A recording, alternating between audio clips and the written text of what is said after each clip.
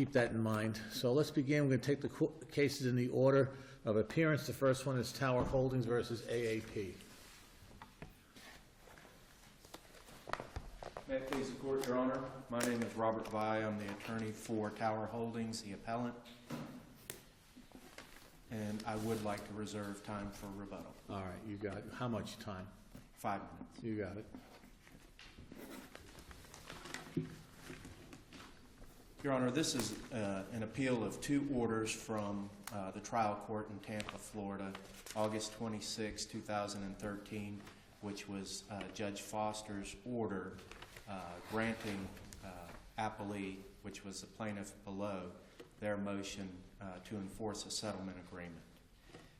Then subsequent to that 6-page order, there was a final judgment that was entered in September of 2013 as to both the complaint and the counterclaim.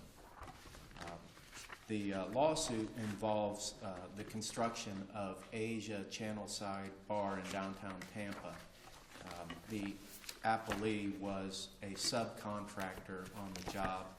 Tower Holdings was the landlord of the building.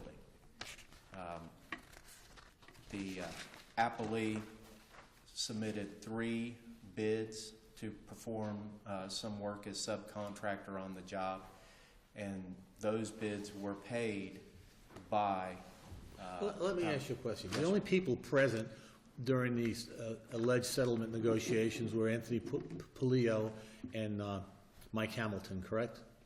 No, Your Honor. And if I may, right. It's how we define what a settlement negotiation was. Well, how about the signature party? Did they sign at a certain time or after the fact? It appears from all the testimony in the record that there was preliminary negotiations starting in late January, early February of 2009, after the project had been completed. Subsequent to that, there was discussions back and forth about appellee's claim for money that was still due for work it claims to have performed. Well, that was allegedly rolled into the settlement when they agreed upon a price. And the reason why I asked you that question is because it strikes me as a little bit of a problem when Mike Hamilton is never called to testify. And therefore you have left Puello's recollection of the entire conversation kind of unrebutted. Is that true or false?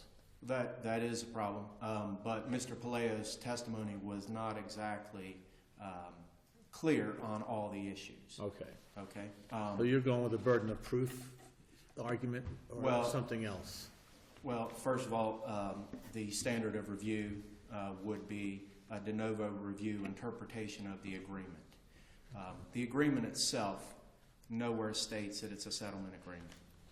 The agreement itself that was signed based on the undisputed testimony was May 14th, 2009.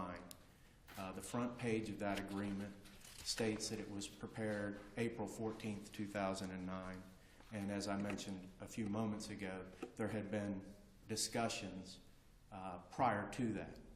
In the first discussion that I mentioned, there was more people present than just Mr. Palaio and just Mr. Hamilton.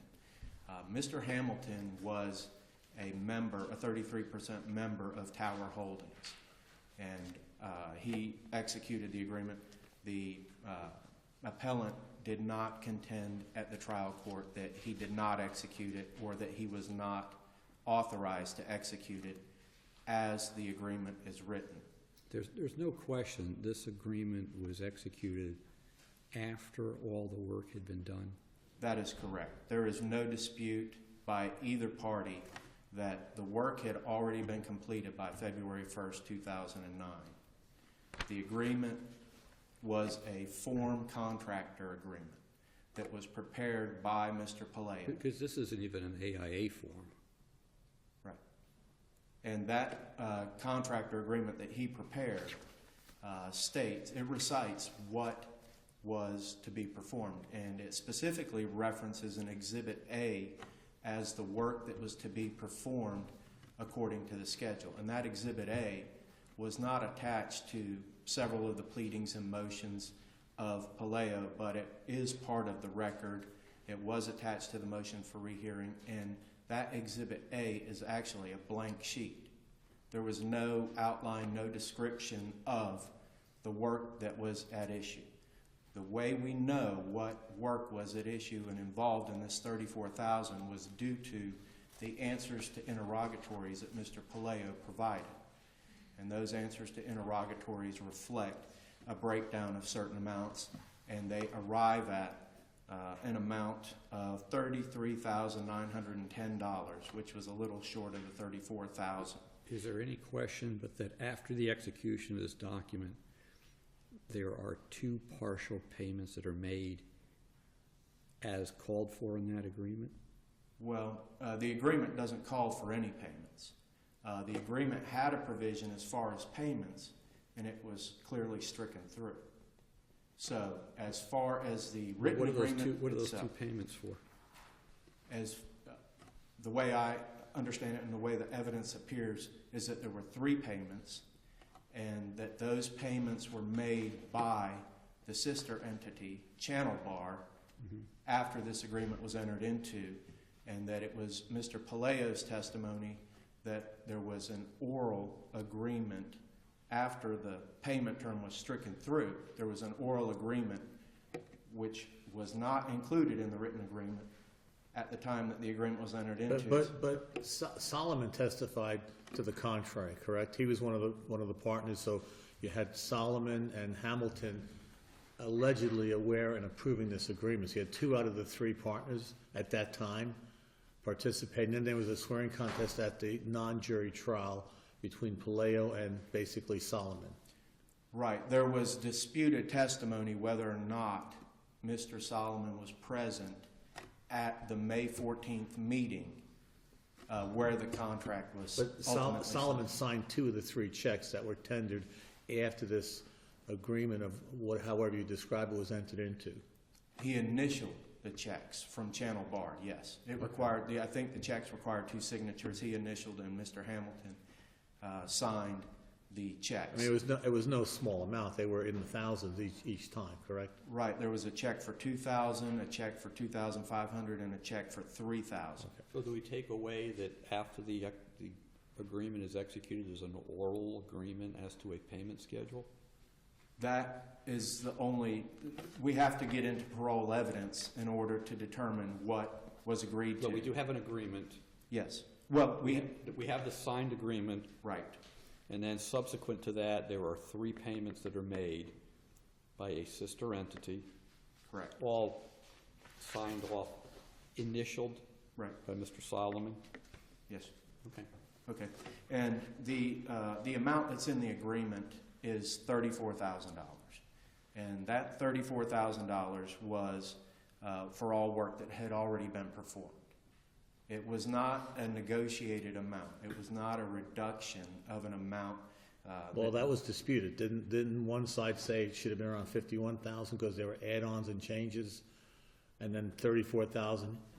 Paleo claimed that's what we finally settled on, settled all the issues. Right. Well, what Mr. Paleo, the representative for Applee, testified that the contractor agreement represented work performed and due. He also testified that at the initial meeting, he believed the amount was $51,000. What had happened was in November of 2008, there was a bid for the exterior of the building, and that bid was for $65,050. That was November 8th, 2008.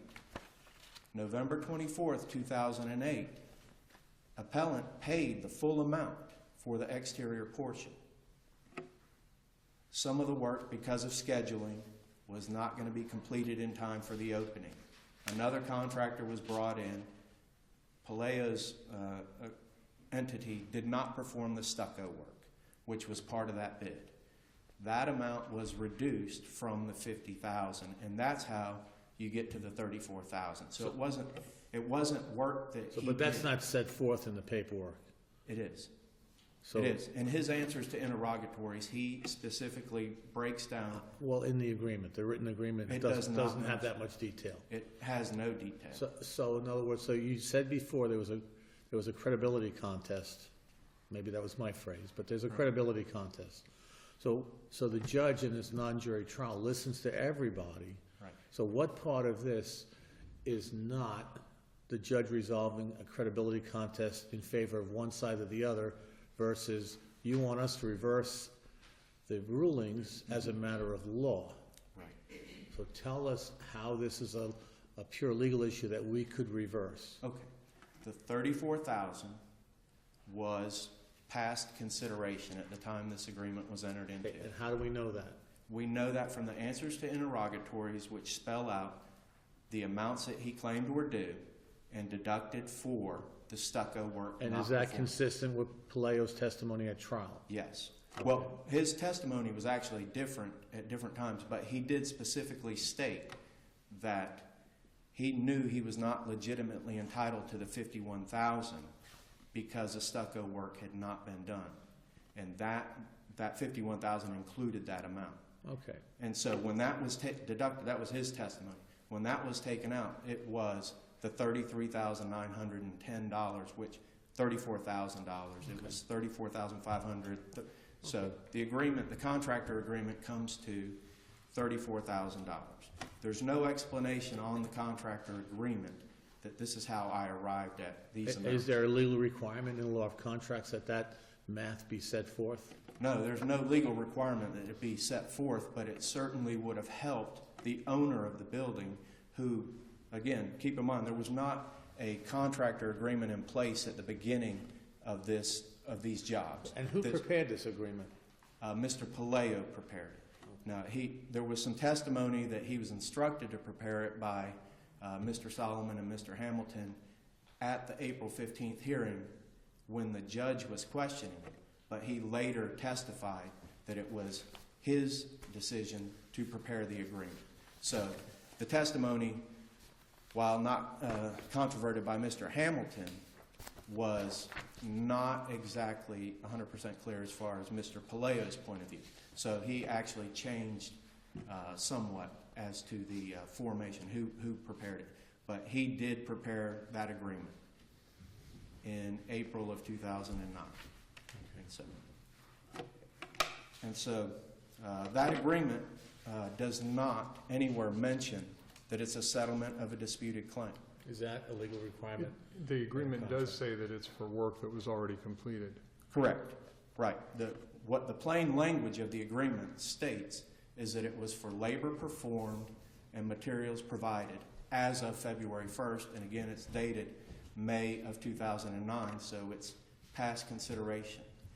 There was also testimony and evidence that Tower Holdings was asserting a counterclaim in this case for amounts due because they had to bring in another contractor to finish work and change the scopes to get the job completed by Super Bowl Sunday, which is very important for the bar. So based upon that, the appellee or the appellant was not in a position to settle, pay 100% of what the appellant or appellee was claiming was due to them and waive its claim as well. The appellee maintains that the counterclaim was waived in this case, but throughout the case, the Tower Holdings had asserted its counterclaim and even had filed a motion for summary judgment on its counterclaim in January of 2012, just a couple months before the motion to enforce settlement was filed. So there I'm trying to figure out what's your response to the concern that this is trying to rehash what in retrospect may not have been a good deal, but it was the deal that was made. Right. Well, was it an enforceable contract? That's the first requirement, and we believe that the evidence and testimony is that the only consideration was past consideration. You owe me $34,000 for the work I've done, Right, for which I haven't been paid. right. And so it was Which more that number was arrived at through negotiations. that number was arrived at through mathematics. There was discussions, but it's 100% of what, So this deal says that $34,000 is owed right, for work completed. They go to trial, judge hears both sides, also hears that there's 3 payments that have been made.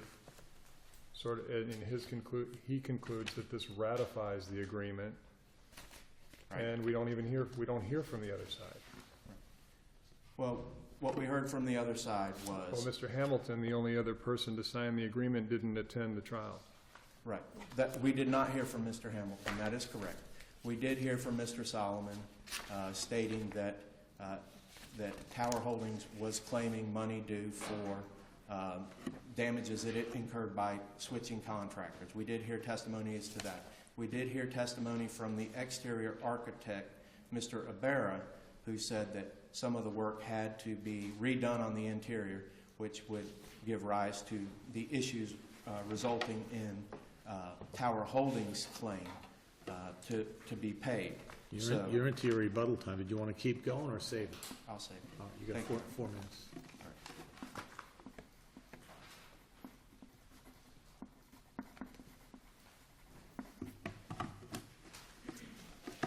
May it please the court, my name is Ray Seifert and I represent AAP Contracting, Inc. in this matter, and I'll just refer to them as AAP for short, or Mr. Paleo.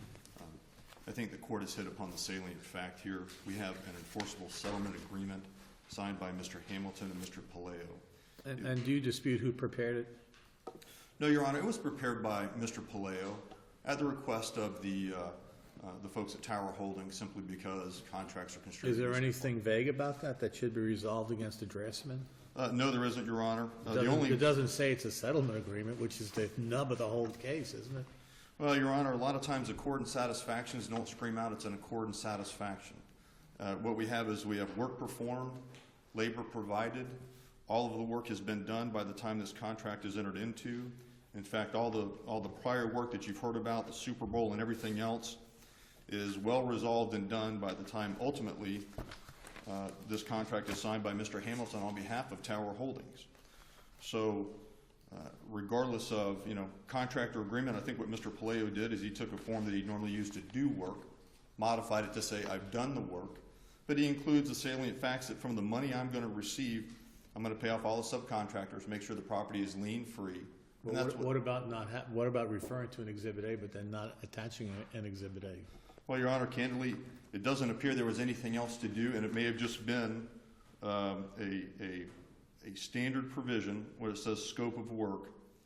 I think what that is an error that wasn't ever omitted, and it just says, we're going to do all the work according to the drawings described in the sections entitled Exhibit A for work to be performed. But then that's clearly taken care of when it says time of completion, the work to be performed of this contract has been completed since February 1st, 2009. So I don't believe that that is a vague term, and I think from looking at the contract from the four corners, we can tell that Mr. Paleo, while not an attorney and maybe not the best draftsman, did articulate the two elements of this bilateral contract, which were I performed work, all the services have been done since this date, and I'm going to be paid $34,000, which I'm going to be using to pay all the materialmen, subcontractors, and everything else. So I think in that regard, we do have an enforceable settlement agreement, and I think the trial court, when it performed its non-jury trial, was right to determine that based upon all the evidence that was available. And candidly, fatal to Tower Holdings' position is the lack of Mr. Hamilton being either at the hearing, providing an affidavit in support. Well, your side could have called him too, right?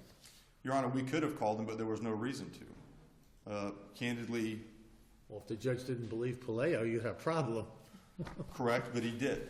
And that was because Mr. Paleo simply testified as to what was in the document. And he said all the work was performed. During the hearing, what Tower Holdings tried to do was turn the contract on its ear, turn it into a unilateral contract, essentially say we don't owe Mr. Paleo any money till Mr. Paleo pays all these people that he should have paid. But really, he was going to pay those folks with the $34,000 from Tower. So he only got $7,500. He paid some, but not all. because he couldn't pay all, because he hadn't received all of the money yet. So the trial court correctly understood that was a red herring argument, didn't go down that trail, decided there was an enforceable settlement, pay Mr. Palaio the remainder of the money under the contract. He would then perform all his obligations under the contract, paying all the subcontractors, material men, and in fact, no liens have been placed against Tower Holdings property, which indicates that Mr. Palaio has good control over subcontractors. They believe they were going to be paid through this agreement, and in fact, that's what's going to happen. This was a ratified agreement. Mr. Solomon initialed 2 of the checks, indicating his knowledge of it. So this isn't Mr. Hamilton being a rogue agent, and in fact, they never claimed he was. He was an authorized representative of Tower Holding. He was the day-to-day project manager. 3 payments were made, and there was no reason for the breach that occurred after the last payment on July 3rd, 2009 by Tower. They just simply stopped, stopped paying. The consideration of $34,000 was arrived at through negotiation. The parties dickered back and forth, as all negotiations are. Sometimes there's no rhyme or reason. It may be a good deal or bad deal. This court's heard plenty of settlement arguments in personal injury cases and all types of cases. There never is a formula that is set forth that is attached to the number arrived at. Maybe there is in some cases, maybe there isn't in others. And on the record here from Mr. Palaio's uncontradicted testimony, he negotiated with Mr. Hamilton. Ultimately, they arrived at a figure. They memorialized it in the document. That figure was $34,000. Was it less than what Mr. Palaio thought he was entitled to? Yes. More than Tower Holdings wanted to pay, especially with their arguments of insufficient work, work not done, all of these things. It was, in the true sense, a negotiated agreement, and it was in accord and satisfaction. So let's just say hypothetically, if it turns out some of the work wasn't done, and the successors to Hamilton that was still there find this out after the fact, are they entitled to relief? Well, Your Honor, actually, in the contractor agreement, the contractor warrants all work for a period of 12 months following completion. So there is a warranty within this document, as imperfect as it is. Well, but my question goes more towards, let's say the work, all of it hadn't been done despite the language in that agreement. Do they have any relief? Because I'm hearing the argument, well, they didn't prove they did this, they didn't prove they didn't do that, they didn't do this properly, or does that all go away? Your Honor, this forbearance agreement of sorts? It all goes away, because otherwise, what good is the document? Because if every document, if this was meant to be a final document with all the work performed, signed by the parties for a lump sum amount. As to how it was going to be paid, that was done by the parties. Well, I guess what I'm saying is that Judge Foster said specifically on the record, if I read the transcript right, that he is not concerned with whether the work was even done. He's just concerned that it was freely and voluntarily into, not the product of fraud or coercion, and they agreed upon amount, end of story. It doesn't make any difference what preceded the date of the agreement, absent some sort of fraud. I would agree with that, Is that Your Honor. correct? Okay. Because that is the law of contracts. I mean, when you enter into an accord and satisfaction, if you're misinformed about what you're doing, and there's no fraud involved, and there's no fraud here, Mr. Hamilton was the project manager. I mean, if he had been the accountant, that may be a valid argument. He'd never been on the project, seen the work performed, worked with Mr. Palaio, known the day-to-day operations. But in fact, he was the man on the spot every day going through the plans. So he knew what work had been done, what wasn't, and I think, interestingly enough, in the contractor agreement, it says work performed, completed since February 1st, 2009. The agreement's not signed until May 2009. Ample time for all of this to be checked out. I mean, we have months in the making. It's not like I did my work yesterday, I want to sign this agreement today. But no, I don't think we go back absent fraud and start looking behind the agreement, and I think the trial court was correct in that interpretation of the law. And in fact, the only term that is considered to be vague and ambiguous by Tower Holdings is the $34,000, which they keep trying to go behind and re-explore, but as discussed, it was a negotiation, and there was no spreadsheet that went along with it. The agreement cannot be, and I think this is one of the arguments in their brief that I just want to point out, the agreement can't be objectively understood to mean that AAP would pay all the subs in full before it ever got any money from Tower. I think that's one of the inherent arguments in their brief. That's not the way construction works, and it wasn't in this case. We have a bilateral contract. Mr. Palaio was obligated to pay all the subcontractors from the $34,000. If you don't give him all the $34,000, he can't pay all the subs. Doesn't mean he breached the agreement. The breach of the agreement was not paying all the money so that he could perform his part of the agreement. So I want to make clear on that Tower Holdings chose to default back in 2009 after making 3 ratifying payments. And at that point, Mr. Palaio couldn't pay his subs, and they've tried to argue that's an offset or we need to go back and explore all this. Quite simply, when Mr. Palaio gets the money, he's going to pay the subs contractually he's entitled to, and that's what provides the protection for Tower Holdings. In terms of the denial of their motion for rehearing, it was essentially the same argument raised before the trial court during the non-jury trial. There were 2 hearings on this, so everything was fully explored. There was no new information provided to the trial court through the motion for rehearing. Finally, as to the counterclaim, and I think our position has been, first of all, an accord and satisfaction resolves all the issues between the parties, while not screaming accord and satisfaction. If all the work's performed and you get money, we're done. There's no going back and re-exploring it. If there was ever a counterclaim, it was dropped through the pleadings. You need to, every pleading, whenever you file an amended complaint, your original complaint's dead. Whenever you file a new answer, the original answer's dead. And we went through multiple iterations of pleadings, and the only time that a counterclaim was raised was in response to the first amended complaint. But to the second amended complaint, no counterclaim. Third amended complaint, no counterclaim. In the operative complaint, the fourth amended complaint, there was no counterclaim. So we would contend that the trial court's ruling on all issues following this non-jury trial was supported by competent substantial evidence. The contract, which is an accord and satisfaction or forbearance agreement, is enforceable as the trial court found, and that the underlying judgment awarding Mr. Palaio the difference of the unpaid contract should be affirmed. Thank you.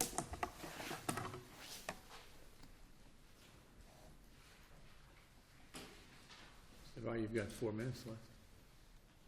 Thank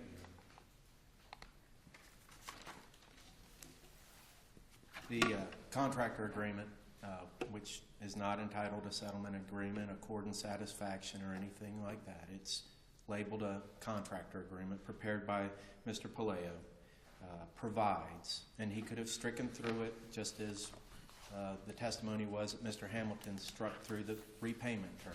But there's a provision in the agreement, Article 5, Section 3, that states that if Mr. Palaio undertakes to hire subcontractors to perform work, that he shall fully pay them.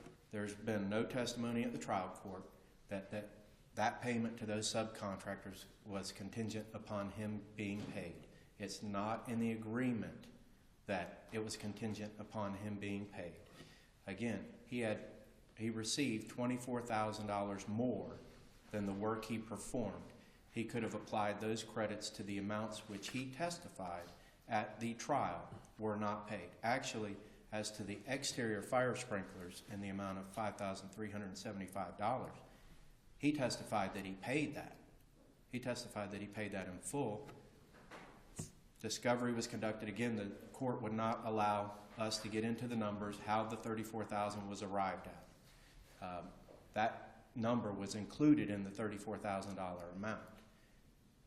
We obtained an affidavit from the fire extinguisher company that states that they were not paid for their services, which directly contradicts Mr. Palaio's testimony that he had paid them. So what? I mean, it's a matter of contract. You're in a position to protect yourself. You want lien releases before you simultaneously paying the money. Right. I'm struggling with just rehashing Right. what appears to be a bad deal. Right. It does appear to be a bad deal, but the agreement itself states that he shall fully pay them. And he testified that he fully paid them. And evidence was presented that he did not pay them. And so that is our point, and as well as the exterior glass package as well. That was not paid at all. And so those amounts which are included in the $34,000 have not been paid. And so that is what that is in there for. The agreement itself provides that he will pay it. He did receive more than the work that he performed way in advance. He was paid in November of 2008 in full for the exterior portion. He had $24,000 over that amount, which reduced the $51,000 to his $34,000. And that's how we get to that number. It was 100% of what he claims he was due, and it had already been provided, and it's past consideration to support this agreement, and therefore it's not a valid basis for a contract. and therefore the order granting the motion to enforce should be reversed, as well as the final judgment. The counterclaim itself was not addressed in the order granting the motion to enforce the settlement. It was mentioned in the final judgment, and so we believe that the ruling in the order on the motion to enforce the settlement did not address the counterclaim at all. Again, a motion for summary judgment had been filed as to that counterclaim 2 months before the motion to enforce. You're just about out of time if you want to wrap up real quick. And so for those reasons, we believe the order should be reversed. All Thank right. you. Thank you. Thank you, gentlemen. Well argued. Move right along to the next case, Rogers versus U.S. National